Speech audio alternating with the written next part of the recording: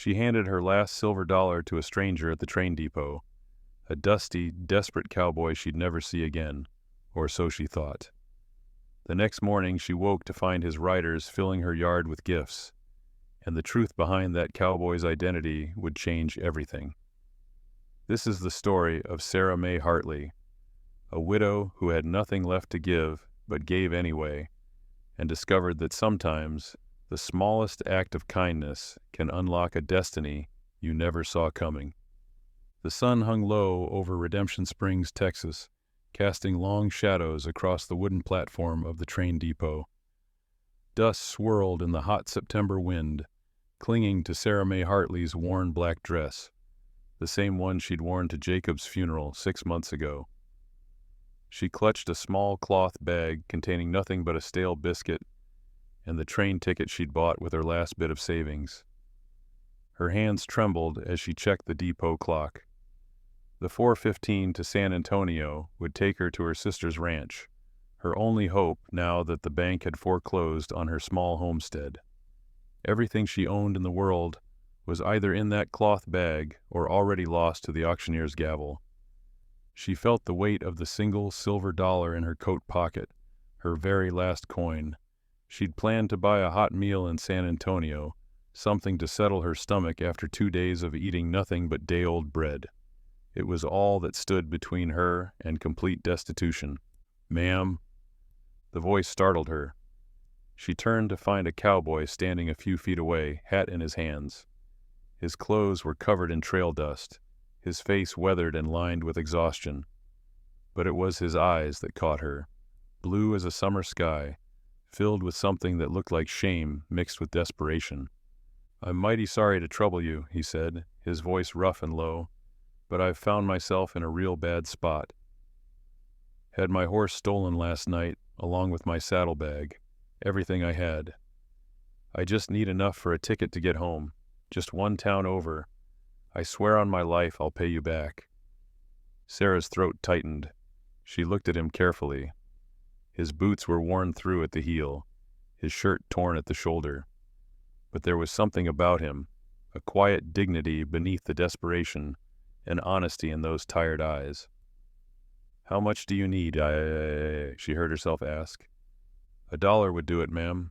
Just $1. Her hand went instinctively to her pocket, fingers closing around the cool metal of the coin. Her last dollar, her only meal, the only thing between her and hunger. She should say no, any sensible person would. She had nothing, no home, no income, no future except what her sister's charity might provide.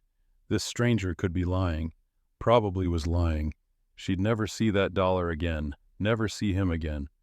But when she looked into his face, she saw something she recognized. The look of a person who'd hit bottom, who'd lost everything, who needed just one small mercy to keep going. Her late husband Jacob used to say, "Sarah May, you've got a heart too big for this hard world." Maybe he was right. Maybe that would be her undoing. She pulled the silver dollar from her pocket and held it in her palm, feeling its weight one last time. Then, without another word, she reached out and placed it in the cowboy's calloused hand. "Get home safe," she said quietly. The cowboy stared at the coin as if he couldn't quite believe it was real. His fingers closed around it slowly, and when he looked up at her, his eyes were glistening. "Ma'am, I don't know what to say. I promise you." "You don't owe me promises," Sarah interrupted gently. "Just get where you need to go." The whistle of the approaching train cut through the air. The cowboy nodded once, deep and respectful, then turned and walked quickly toward the ticket window. Sarah watched him disappear into the small crowd gathering on the platform. She stood there alone, her pocket empty, her stomach hollow, and her future more uncertain than ever. The last silver dollar was gone, given to a stranger she'd never see again. She had no idea that simple act of kindness had just set her destiny in motion. The train to San Antonio lurched forward, and Sarah May pressed her forehead against the cool glass of the window, watching Redemption Springs fade into the dusty horizon. Her stomach growled, a sharp, insistent reminder of what that silver dollar could have bought her: a hot meal, a cup of coffee, something, anything, to ease the gnawing emptiness. She tried not to think about it, tried to focus on what lay ahead: her sister's ranch, a new beginning, maybe work in the kitchen or helping with the children. But doubt crept in like the Texas heat, suffocating and relentless. What if her sister couldn't take her in? What if there wasn't enough work? What if she'd just given away her last chance at survival to a stranger who'd probably spent it on whiskey by now? The train ride was long and uncomfortable. Sarah sat upright in the hard wooden seat, unable to afford even the cheapest sleeping berth. Around her, other passengers dozed or chatted quietly, but she remained awake, watching the landscape roll by. Endless stretches of prairie, scattered homesteads, the occasional herd of cattle. By the time she reached San Antonio the next morning, her head ached and her mouth was dry as cotton. She stumbled off the train with her small cloth bag, blinking in the harsh sunlight of the depot platform. She had no money for a stagecoach to her sister's ranch. 15 miles outside the city, she'd have to walk, in the September heat, with no food and no water. Sarah started walking. The road stretched endlessly before her, shimmering in the heat. Her feet blistered inside her worn boots. The sun beat down mercilessly on her black morning dress, and sweat soaked through the fabric. She stopped once to drink from a creek, cupping the tepid water in her hands, but it did little to ease her hunger or exhaustion. By mid-afternoon, she was stumbling. Her vision blurred at the edges, and the world seemed to tilt and sway. She pressed on, one foot in front of the other, driven by sheer, stubborn will. When she finally saw the outline of her sister's ranch house in the distance, relief flooded through her. She quickened her pace, ignoring the screaming pain in her feet, the desperate thirst, the weakness in her legs. But as she drew closer, her heart began to sink. The house was dark, the corrals were empty. No smoke rose from the chimney, no horses stood in the paddock, no chickens scratched in the yard. Sarah reached the porch on trembling legs and knocked on the door. Silence. She knocked again, harder, nothing. A neighbor riding past on horseback slowed when he saw her. "You looking for the Hutchinson?" he called out. "Yes, Elizabeth Hutchinson. She's my sister." The man's face grew somber. "I'm sorry, ma'am." They pulled up stakes about 3 weeks ago. Drought took their herd, then the bank took their land. Herd they headed up to Colorado to start fresh. Left no forwarding address. The words hit Sarah like a physical blow. Her knees buckled, and she grabbed the porch railing to keep from falling. Gone. Her sister was gone. Her only family, her only hope, vanished. "You all right, ma'am?" the neighbor asked, but his voice sounded far away, muffled. "I'm fine," she whispered, though she was anything but. The man tipped his hat uncomfortably and rode on, leaving her alone in the yard of an abandoned house. Sarah sank down onto the porch steps, her bag falling from her numb fingers. The sun was beginning to set, painting the sky in shades of orange and red. Beautiful and indifferent. She had nowhere to go. No money, no family, nothing. She thought of that silver dollar, of the cowboy with the honest eyes. Had she been a fool? Had her kindness been nothing more than naive stupidity? As darkness fell, Sarah May Hartley sat on that empty porch and allowed herself, for the first time since Jacob died, to cry. Not gentle tears, but deep, wrenching sobs that came from a place of complete and utter despair. She had hit bottom, and there was nowhere left to fall. Sarah woke to the sound of roosters crowing in the distance and the merciless glare of the morning sun. Her body ached from sleeping on the hard wooden porch. Her dress was covered in dust, and her throat felt like sandpaper. For a moment she couldn't remember where she was. Then it all came rushing back: the empty house, her sister gone, the terrible truth that she had nowhere to go. She sat up slowly, every muscle protesting. The abandoned ranch looked even more desolate in the daylight. Tumbleweeds had gathered against the fence posts, and the barn door hung crooked on its hinges, creaking in the wind.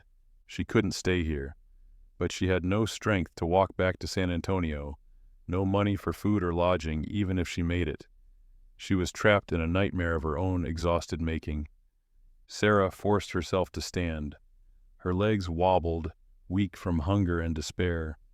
She picked up her cloth bag and started walking down the dusty road, not toward San Antonio, but simply away, away from this place of dashed hopes, away from the mockery of that empty house. She walked for what felt like hours, though the sun told her it had only been one. The road wound through scrub brush and rocky terrain, and she saw no other travelers, no signs of civilization, just endless Texas wilderness and her own footsteps in the dust. Then, in the distance, she saw something. A small figure sitting beside the road beneath the sparse shade of a mesquite tree. As she drew closer, Sarah realized it was a woman, elderly with silver hair tucked under a simple bonnet. She wore a calico dress and sat on a wooden crate, a basket beside her. She seemed to be waiting, though for what, Sarah couldn't imagine. There was nothing out here but dirt and sky. The woman looked up as Sarah approached, and her weathered face creased into a gentle smile. "Well now," she said, her voice soft and warm. "You look like you've had yourself a journey, dear." Sarah stopped, suddenly aware of how she must look, filthy, exhausted, desperate. "I'm sorry to disturb you, ma'am. I'm just passing through." "Passing through to where?" the woman asked, not unkindly. Sarah opened her mouth to answer, then closed it again. She had no answer, no destination, no plan. The woman seemed to understand without words being spoken. She reached into her basket and pulled out a cloth-wrapped bundle. "I packed extra this morning," she said. "Had a feeling someone might need it." She unwrapped the cloth to reveal fresh cornbread, still warm, and a small jar of preserves. Sarah's stomach clenched at the sight of it. "I can't," Sarah whispered, though her body screamed for her to take it. "Why not?" the woman asked simply. "I have no way to repay you." The woman smiled again, a knowing look in her kind eyes. "Did I ask for repayment?" "Sometimes, child, we give because we can, not because we expect something in return. I suspect you know something about that yourself." Sarah felt tears prick her eyes. She thought of the silver dollar, of the cowboy at the depot, of how she'd given when she had nothing. "Sit," the woman commanded gently, patting the ground beside her crate. "Eat. Then we'll talk." Sarah's resistance crumbled. She sank to the ground and accepted the cornbread with shaking hands. The first bite was heaven, sweet, warm, filling the terrible emptiness inside her. She ate slowly, trying to maintain some dignity, but the hunger was too great. The woman watched her with quiet compassion, saying nothing until Sarah had finished every crumb. "My name is Constance Merrick," the woman said finally. "Folks call me Connie. I run the boarding house back in Redemption Springs, the Dusty Trail. We serve meals to folks who need them, no questions asked. We also need help in the kitchen." Sarah looked at her, hardly daring to hope. "You're offering me work?" "I'm offering you a chance," Connie said. "A place to sleep, food to eat, and honest work if you're willing. The pay isn't much, but it's something." Sarah felt something stir inside her, something she thought had died on that empty porch last night. It was small and fragile, but it was there. Hope. "Yes," she whispered. "Yes, please." Connie stood and offered her hand. "Then let's get you home, Sarah May." And for the first time in what felt like forever, Sarah believed she might survive after all. 3 weeks had passed since Connie found Sarah on that dusty road. 3 weeks of steady work at the Dusty Trail boarding house, of serving meals to ranch hands and travelers, of slowly rebuilding her strength and her spirit. The work was hard, scrubbing floors, preparing massive pots of stew, washing endless stacks of dishes, but it was honest, and it gave Sarah something she desperately needed: purpose. Martha Quinn, who helped Connie run the kitchen, had become something of a friend. She was a no-nonsense woman in her 40s, with flour perpetually dusting her apron and a sharp wit that made even the hardest days bearable. Together, the three women created a haven for Redemption Spring's forgotten souls: drifters, widows, struggling families, anyone who needed a hot meal and a kind word. Sarah was kneading dough one afternoon, her hands working the rhythm she'd finally mastered, when the bell above the boarding house door chimed. She glanced up out of habit, then froze. Standing in the doorway was the cowboy from the train depot, but he wasn't the same man, not exactly. Gone were the dusty, torn clothes and desperate exhaustion. He wore a clean white shirt, a leather vest, well-fitted trousers, and polished boots. His hair was neatly trimmed, his jaw freshly shaved. He looked like a man who belonged in a bank or a gentleman's club, not begging for train fare. Their eyes met across the room, and recognition flickered in those blue depths. He removed his hat slowly, a smile playing at the corners of his mouth. Sarah's heart hammered in her chest. Her hands stilled in the dough, flour dusting her forearms. He walked toward her with confident, measured steps, and the low murmur of conversation in the dining room seemed to fade away. "Ma'am," he said, his voice that same rough timbre she remembered, but somehow steadier now. "I've been looking for you." Sarah found her voice, though it came out barely above a whisper. You found me. Took me 3 weeks," he admitted. "Asked at every boarding house, every hotel, every kitchen from here to San Antonio. Finally, someone told me about the dusty trail and a widow with a kind heart working here." Martha had stopped stirring her pot.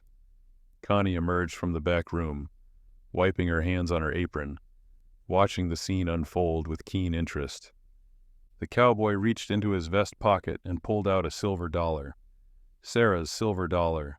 She knew it somehow, though one coin looked like any other. "I believe this belongs to you," he said, holding it out. Sarah stared at the coin, then at him. "You came all this way to return a dollar?" "No, ma'am," he said, and his expression grew serious. "I came to repay a debt.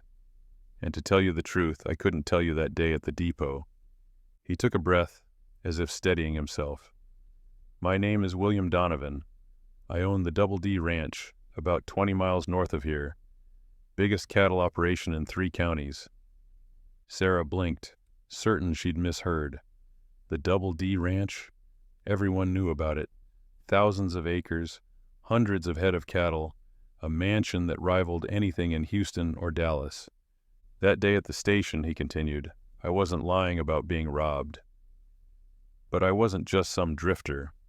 I'd been traveling alone, testing something. Wanted to see how people treated a man when they thought he had nothing. Wanted to understand what my own ranch hands face when they're down on their luck." He paused, his eyes never leaving hers. "I got my answer when I met you. You gave me everything you had, expected nothing in return, and then you vanished before I could even learn your name." Sarah felt the room spinning slightly. This couldn't be real.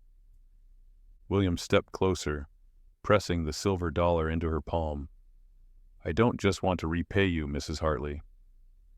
I want to offer you something. The Double D needs someone to manage our ranch community programs. We provide for the families of our workers, run a school for the children, and I want to expand our charitable outreach. After what you showed me, I can't think of anyone better suited for the job." Sarah looked down at the silver dollar in her hand, then back up at the man who'd been a desperate stranger just weeks ago. Her life was about to change again. Only this time, she was ready. Sarah stood in the grand foyer of the Double D Ranch house, feeling entirely out of place. Crystal chandeliers hung from the high ceiling, imported rugs covered polished wooden floors, and oil paintings of pastoral scenes adorned the walls. This was a world she'd only glimpsed from a distance, never imagined she'd inhabit. William had given her a week to consider his offer. She'd spent those 7 days wrestling with doubt, convinced she wasn't qualified, wasn't educated enough, wasn't worthy of such an opportunity. But Connie had sat her down on the 6th night and spoken words that cut through her fear. "Sarah May, you've lived what these ranch families live. You know hunger, loss, and struggle. That's worth more than any fancy degree." So she'd said yes. The first month was overwhelming. William had arranged for her to have a small cottage on the ranch property, modest by the standards of the main house, but a palace compared to anywhere she'd lived recently. It had a real bed with clean linens, a wood stove, a rocking chair by the window, and most precious of all, it was hers. William introduced her to the ranch operations with patience she hadn't expected from a man of his stature. He showed her the bunkhouses where the unmarried ranch hands lived, the family cabins scattered across the property, the one-room schoolhouse that served the workers' children. "Most of these families live paycheck to paycheck," he explained as they walked the grounds. "One injury, one bad season, and they're in trouble. I want to build something better, a system that catches them before they fall." Sarah listened, learned, and began to see possibilities. She started small. First, she organized a community pantry, stocking it with essentials that families could access without shame or explanation. Then she worked with Martha, who William had hired away from the dusty trail with a generous salary, to establish a weekly community meal where families could gather, share food, and support one another. But her biggest vision was yet to come. One evening, as she sat reviewing supply lists by lamplight, an idea struck her with such clarity it made her hands tremble. She thought of all the women she'd met on the ranch, wives of ranch hands, widows, single mothers, women with skills but no opportunity to use them. The next morning, she presented her proposal to William in his study. "I want to start a cooperative," she said, her voice steady despite her nerves. "A place where the ranch women can sew, make preserves, craft goods, things they're already doing in their homes. But we'd sell them in town, at the Mercantile, maybe even to hotels in San Antonio. The profits would go directly to the women." William leaned back in his leather chair, studying her. "Go on." "We'd provide the materials, the space, the connections to buyers. They'd provide the labor and the skill. It would give them independence, income of their own, a way to contribute beyond their households." He was quiet for a long moment, and Sarah's heart sank. She'd overstepped, been too bold. Then William smiled, a genuine, warm smile that reached his eyes. "When can you start?" Within 3 months, the Double D Women's Cooperative was thriving. What began as 6 women sewing quilts in a converted barn had grown to 20 women producing everything from preserves to leather goods to intricate embroidery. The Mercantile in Redemption Springs couldn't keep their products in stock, and orders were coming in from as far as Austin. Sarah watched it all unfold with a sense of wonder. These women, who'd once struggled in silence, invisible in their daily labor, were now business owners, artisans, providers. She saw their shoulders straighten, their voices grow stronger, their children's eyes brighten with new possibilities. The local newspaper ran a story, "Ranch Program Transforms Lives of Working Families." They interviewed Sarah, and when the reporter asked how she'd come up with such innovative ideas, she'd simply said, "I knew what it meant to have nothing. I wanted to make sure others wouldn't have to know that feeling." Word spread. Other ranches began inquiring about the model. William received letters from as far as Montana asking for guidance. And through it all, Sarah felt something she hadn't experienced since Jacob died. She felt alive, purposeful, needed. One evening, as she locked up the cooperative barn, William approached on horseback. He dismounted and walked beside her toward her cottage. "You've built something remarkable here, Sarah May," he said quietly. She looked at the barn, at the lights still glowing in the family cabins, at the life humming all around her. "No," she said softly, "we built it together." And in that moment she realized she wasn't just rebuilding her life. She was creating something entirely new. It was a crisp October morning when Sarah received an unexpected invitation. Connie Merrick had asked her to come to the dusty trail for tea Just the two of them, she'd specified in the note. Sarah found it curious, but welcomed the chance to visit the place that had been her first real home after losing everything. She rode into Redemption Springs in the small buggy William had made available to her, the autumn wind carrying the scent of mesquite and distant wood smoke. The town was busier than usual, preparations underway for the upcoming harvest festival, but Sarah barely noticed the activity. Her mind was on Connie, wondering what had prompted such a specific request. The elderly woman was waiting on the boarding house porch, rocking gently in her chair, a knowing smile on her weathered face. She stood as Sarah approached, embracing her warmly. "Come inside, dear," Connie said. "I've got fresh apple cake and stories to tell."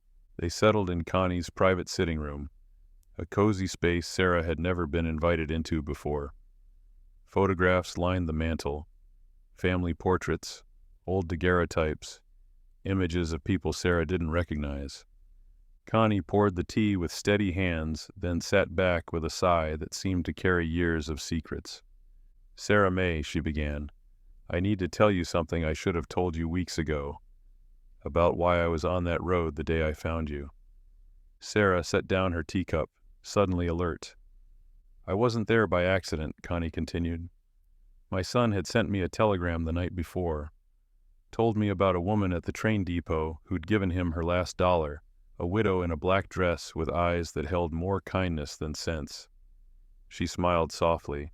"He asked me to find you. Said he'd looked everywhere, but you'd vanished like morning mist." Sarah's breath caught. "Your son?" Connie nodded toward the mantel. "William Donovan is my boy. Has been for 53 years, though he's stubborn as a mule and twice as proud." Sarah stood abruptly, moving to the photographs. And there, in a frame she hadn't noticed before, was a younger William, maybe 20 years old, standing beside a woman who was unmistakably a younger Connie. You knew who I was the whole time?" "Not when I first saw you on that road," Connie said. "Just a suffering soul who needed help. But that evening, when you told me your story over supper about giving your last coin to a stranger at the depot, I knew. I knew you were the one William had been searching for." Sarah's mind reeled. "Why didn't you tell me?" "Because you needed to find your own strength first," Connie said gently. "William wanted to swoop in and save you, give you everything immediately, but I knew, we both eventually agreed, that you needed to save yourself first. Needed to remember who you were beyond your grief and loss." Sarah sank back into her chair, the pieces falling into place. The job at the dusty trail, Connie's unwavering support, the way she'd encouraged Sarah to accept William's offer. "The cornbread that day on the road," Sarah whispered. "You said you had a feeling someone would need it." Connie's eyes twinkled. "I may have had more than a feeling. I may have had a telegram from my son, and a mother's determination to find the woman who'd shown him what true goodness looked like. All this time," Sarah's voice trailed off. "All this time, we've been family," Connie finished. "From the moment you gave William that coin, you became part of something bigger than you knew.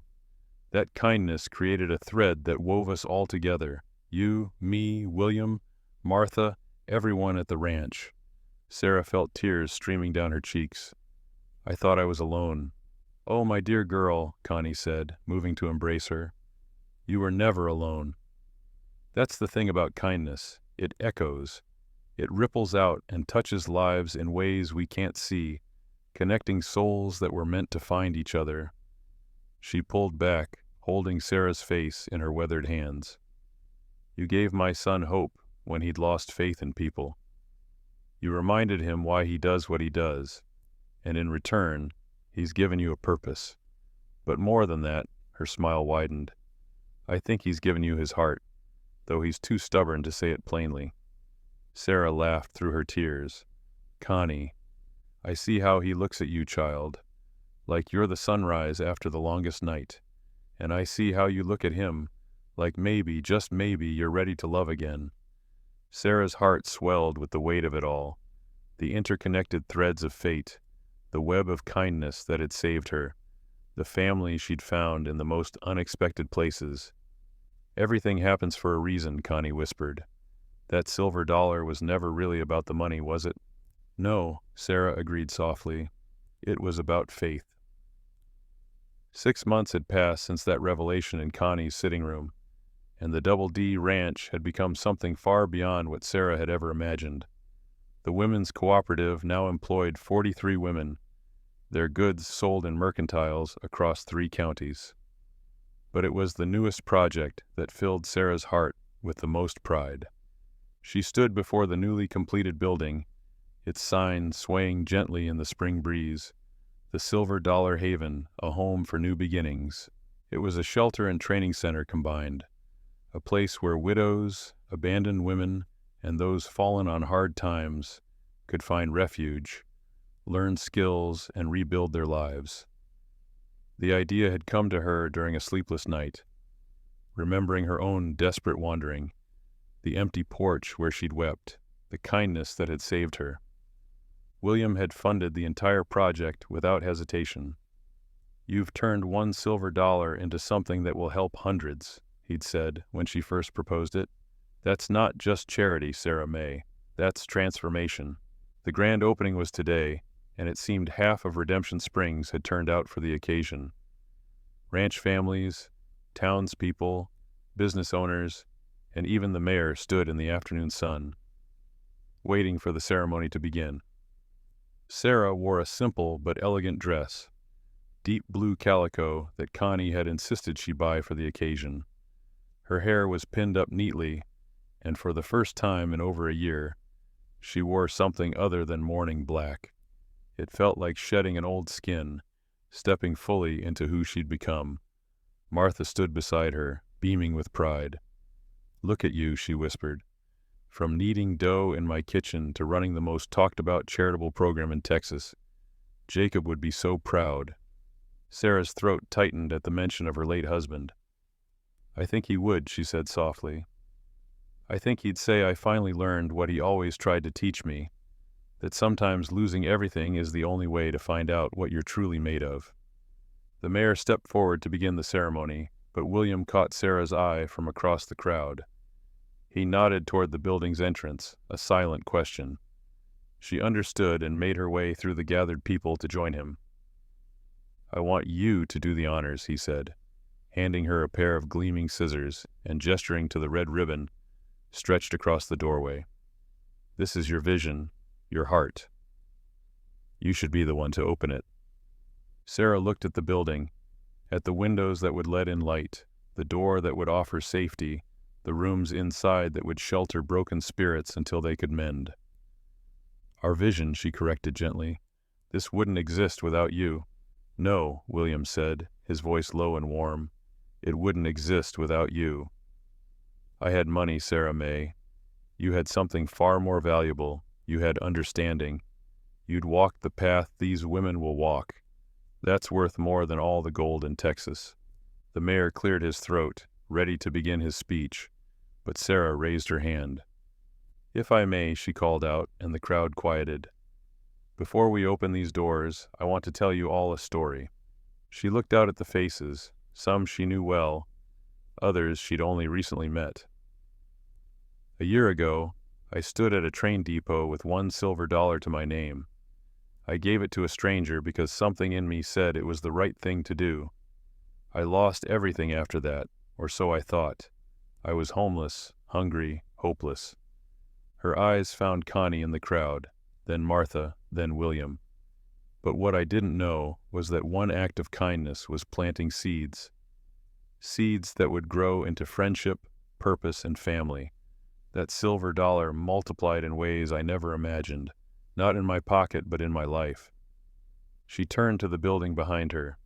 "This place exists because someone showed me mercy when I had nothing, because someone saw worth in me when I couldn't see it in myself. And now we're going to do the same for every woman who walks through these doors." She raised the scissors. "We're going to remind them that one moment of kindness, one outstretched hand, one person who believes in you, that's all it takes to change everything." The scissors cut through the ribbon, and it fell away like chains breaking. The doors to the Silver Dollar Haven swung open, and Sarah May Hartley, once a destitute widow with nothing but a kind heart, stepped inside as the woman who would change countless lives. The transformation was complete, but the story wasn't over yet. The sun was setting over the Double D Ranch, painting the Texas sky in shades of crimson and gold. The Harvest Festival had filled the day with music, laughter, and celebration, but now the crowds had dispersed, leaving behind a peaceful quiet that settled over the land like a benediction. Sarah stood in the garden behind her cottage, the one she'd planted herself 3 months ago. Tomatoes hung heavy on the vine, herbs scented the evening air, and wildflowers she'd transplanted from the prairie swayed in the breeze. It was a small Eden, a place of her own making. She heard footsteps on the path and turned to find William approaching, still dressed in his festival clothes, but with his jacket slung over his shoulder and his sleeves rolled up. He carried something in his hand, a small wooden box, worn and weathered. "Beautiful evening," he said, stopping beside her. "It is," Sarah agreed, brushing dirt from her hands. "The festival was wonderful. I think the Haven raised enough in donations to sustain us for another 6 months." "You did that," William said. "Your vision, your heart, it inspires people." They stood in comfortable silence for a moment, watching the sun sink lower. Sarah had grown accustomed to these quiet moments with William, the easy companionship that had developed between them over the months. But tonight felt different, charged with something unspoken. "Sarah May," William began, his voice unusually hesitant, "there's something I need to show you." He opened the wooden box, and inside, nestled in faded velvet, was the silver dollar, her silver dollar. "I've carried this with me every day since you gave it to me," he said, "kept it as a reminder of the moment my life changed. The moment I met someone who showed me what real goodness looked like." Sarah's breath caught. "William, let me finish," he said gently. "I was testing humanity that day at the depot, playing a part to understand the struggles of others. I'd grown cynical, convinced that most people only helped when there was something to gain. And then you came along and proved me wrong." He took the silver dollar from the box, holding it up to catch the last rays of sunlight. "You gave me everything you had, expected nothing in return, and then you disappeared. I've spent every day since trying to be worthy of that kindness." He stepped closer, and Sarah could see the emotion in his blue eyes, the same eyes that had looked at her with desperate hope at the train depot, now filled with something deeper, stronger. "I'm not a man given to flowery words," William continued. "I'm a rancher, plain and simple. But you, Sarah May Hartley, you've taught me that the richest person isn't the one with the most land or cattle. It's the one with the biggest heart." He reached into his vest pocket and pulled out a small velvet pouch. From it he drew a simple gold ring, elegant in its plainness.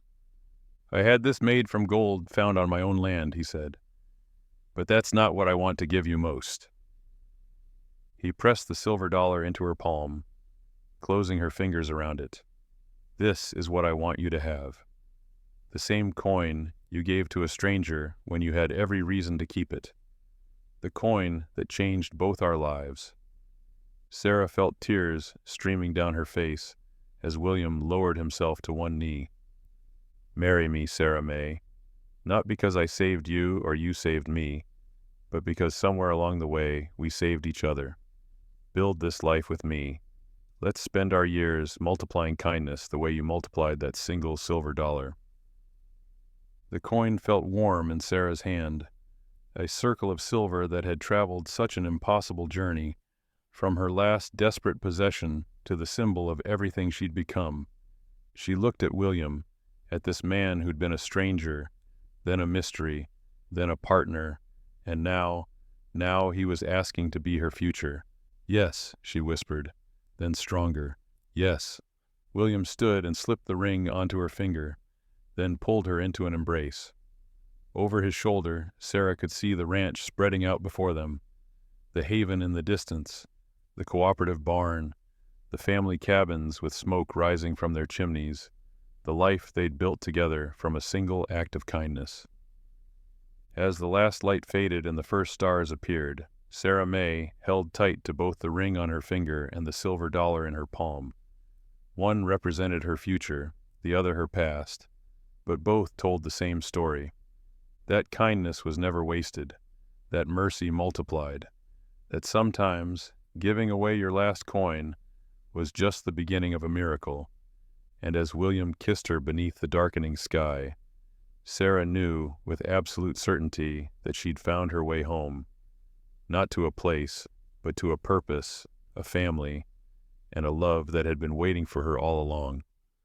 The widow who'd had nothing now had everything, and it had all started with a single silver dollar and a heart brave enough to give it away.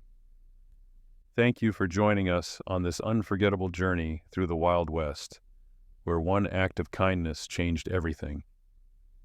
Sarah May's story reminds us that even in our darkest moments, compassion can plant seeds that grow into miracles. If this story touched your heart, remember, your own acts of kindness are writing stories and lives you may never fully know. Until next time, stay kind, stay hopeful, and remember, your story matters too.